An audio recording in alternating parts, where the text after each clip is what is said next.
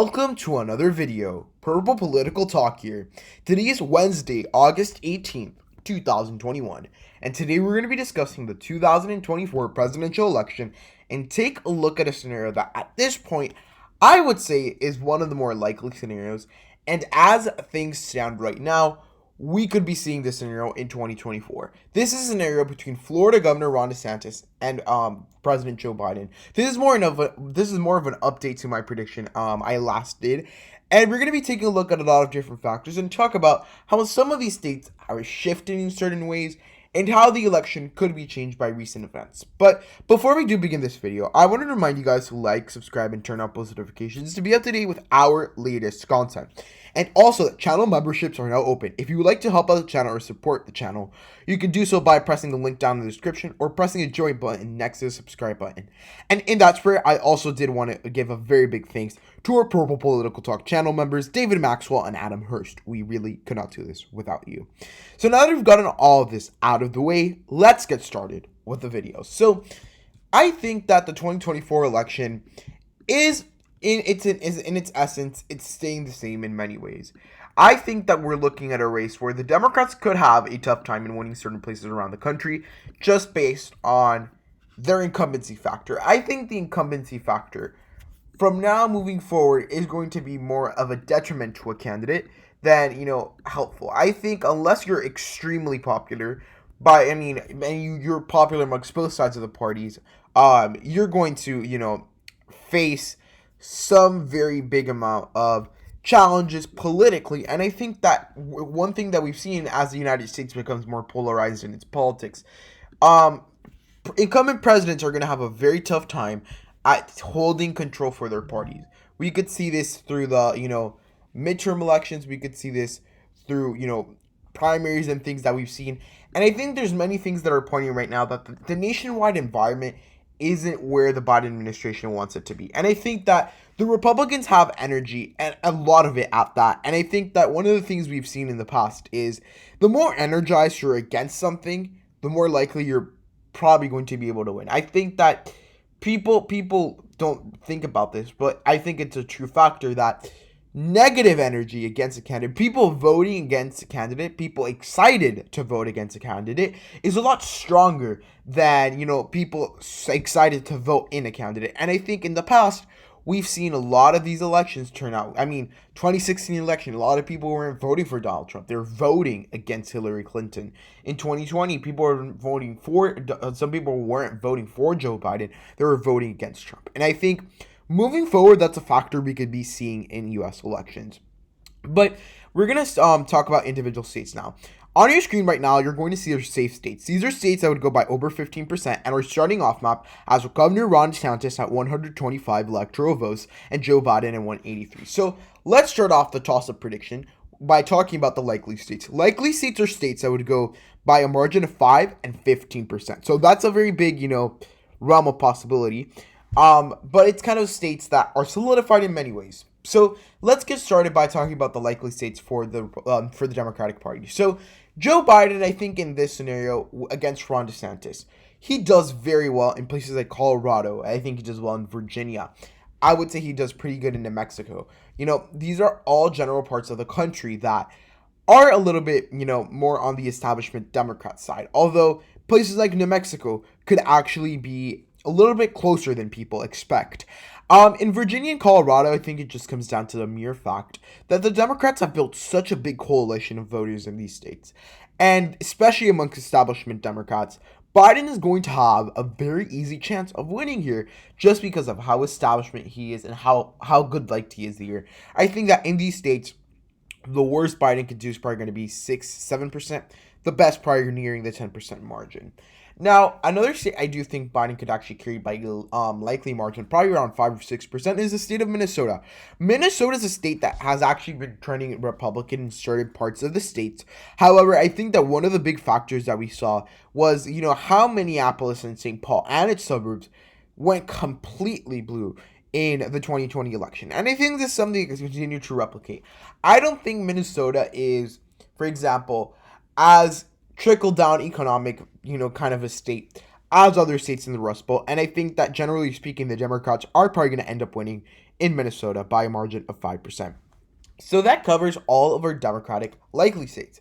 Now let's discuss our likely states for Ron DeSantis. So at this point, I will have to say that Ron DeSantis has a couple of likely states. I think that in certain ways, the safeness of these have, gone down a little bit just based on his COVID handling in Florida. I think ultimately in the actual long term, you could see certain impacts for the DeSantis, chance of winning in the White House. However, I think that generally speaking, he's still a strong candidate. So, first places I think he's going to do very well. Iowa, Ohio. These are two Republican states that have continued to solidify their support for Republicans. I think that, we've seen in the last couple of years how Republicans have been able to solidify their support amongst rural areas. And truly, that's going to be the ticket to winning in these areas. I think that there is very little Democrats could do other than solidifying their support in rural areas to win in these states. I easily think Ron DeSantis could win here by over the 5% threshold. I think we're looking more at something around the 7-8% margin. Now, other two states I think he's going to do very well against Joe Biden with the current situation of the country. I think that one of the big things people are going to start looking at is COVID eradicated by then, which I hope so, but it might not. And then second, the economy. How strong is that going to be? And again, not so positive signs right now. So I think two states that could go by likely margins could possibly Texas. And I would go as far as saying Florida. In Texas and Florida, we have two similar things. Certain suburbs are trending slightly to the blue. That's more in Florida. In Texas, the suburbs are trending heavily blue. However, Hispanic voters are turning away from the Democratic Party. And I think that truly, the Democratic Party has started to build this very bad habit. And I've noticed this, where let's suppose they lose a group of voters in one election cycle. They go on and, they focus heavily on them, but they forget about other groups of voters, and they lose those groups of voters. I think we saw this kind of how they focused on Hispanics in 2016, but then come 2020, they forgot about Hispanics, and they just focused on the white working class. And, all of this, is a very bad political seesaw for the Democrats because, eventually it's going to catch up to them, that they're going to start losing elections, not because they think their candidates are not able and capable of winning those elections, because I would argue that in certain cases, the Democrats have stronger candidates than the GOP, but more because they have very bad political strategy. And I think it's something that we could end up seeing in Texas and Florida. I think these states go narrowly by 5%. I don't think it's going to be by a lot. Ron DeSantis is from Florida, but, I think that still Joe Biden is still not going to be able to make, inroads in here. I think that only certain Democrats could make Florida go into it by a lean margin, and I think that likely is more of suitable, characterization based on who, their governor is, Ron DeSantis. So that covers all our likely states. Let's now move on to our lean states. Lean states are states that would go between 1.5% and 5% for the respective parties. So let's start off by discussing the lean states for Joe Biden. So I think Joe Biden will do very well in certain parts of the country. I think that places like Arizona and Georgia have very good possibilities of staying with Biden. However, I think that those states that, nearly went to him in 2020 are going to, go a little bit less in 2024. And I think that those states, even though they could be trending blue, are going to be in the tilt column. As of right now, I only think that two states are going to be in the lean column for Joe Biden. These being New Hampshire, Nevada, and you could also add in Nebraska's 2nd district. So in Nevada, I think the big thing that we talk about here is, the Republicans have made some inroads with voters after, almost completely losing them. However, I think that the Democrats still do have a very big base here. And I think regardless of a lot of different factors that, the Democratic Party, Democratic Socialists took over the Democratic Party in Nevada, I still do think that's not going to be relevant when it comes to the 2024 election. And I still do think that it's going to be a pretty easy and plausible scenario to see Joe Biden winning here by 2 or 3%. I don't think it's out of the picture. In New Hampshire, though, I do see Ron DeSantis making some inroads with certain groups of voters, making instead of being 6, 7, 8% for Joe Biden, somewhere more around the 4 to 5% margin. So those are two states that I think easily the Republicans could be making inroads in. And in Nebraska's 2nd district, I think we're looking more at a scenario where, the Democrats have built their coalition here. And I think unless they run a very unpopular candidate who is very far left, you are going to see the Democrats ultimately prevail here. So I think that's something that's going to be very interesting to see. And these are states I think Joe Biden would carry by those lean margins. Now, let's discuss the lean margins for Ron DeSantis. Ron DeSantis is someone who could actually go through and win certain states by lean margins. I think, of course, you're going to see him win very strongly in Maine's 2nd District. The very conservative appeal that is up there, I think there's a lot of conservative voters up there. Now, we also must remember that to a certain extent, the reality of that district is that it could be gerrymandered. And if it is gerrymandered and it's redrawn in a way that it no longer favors the Republican, this electoral vote might be, reassessed and put somewhere else. But as of right now, I would say it would go to Ron DeSantis. I would also say that places like North Carolina could go to Ron DeSantis. I do think at this point in time, where the country is right now, I think we're looking at a scenario where Ron DeSantis, I think he overperforms Trump a little bit, and I think he easily wins this by a likely margin. He has Sunbelt appeal, and I think it's really going to help out with some suburban voters. I think that his appeal with suburban voters is 100 times better than Trump's, and I think that he's going to do very well keeping the MAGA base, happy in a lot of these states. And in North Carolina is a state that everything added, I think, could go to Ron DeSantis. So as you can see, this is a very close election. As we go into the home stretch, into the last tilt states, which are states that would go by less than 1.5%, our electoral count stands at 235 to Joe Biden's 232.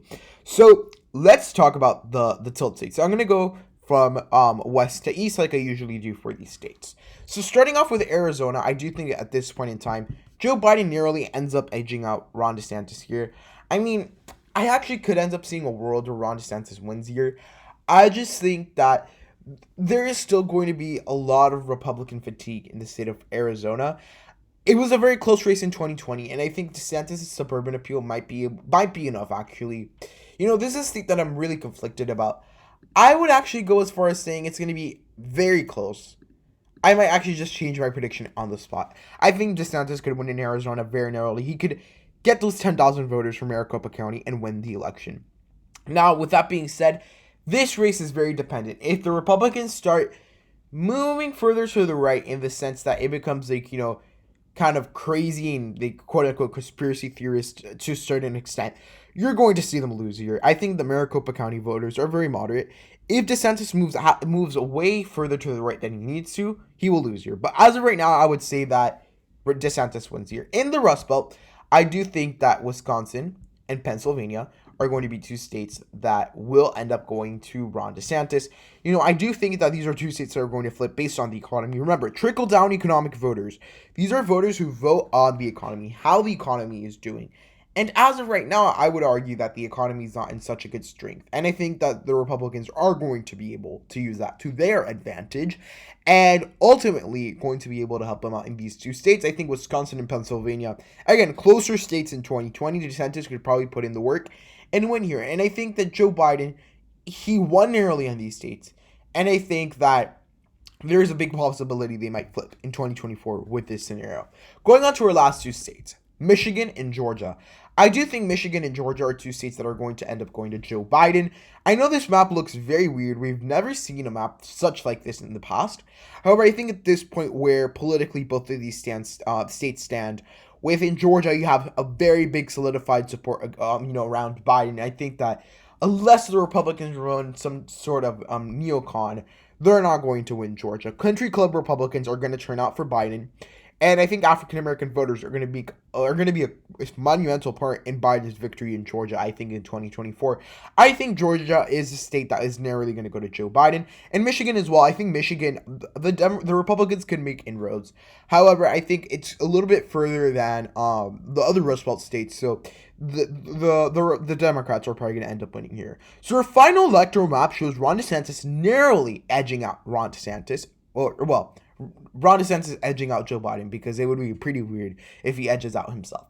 Ron DeSantis edges out Joe Biden by an electoral count of 275 to 263. So this is a very interesting prediction. Tell me what you guys think about this prediction down in the comments. Did you guys enjoy the video? If so, please give it a huge thumbs up, like, subscribe, and turn on post notifications to be up to date with our latest content. It was such a pleasure talking to you guys today. I'll see you in the next one, and goodbye.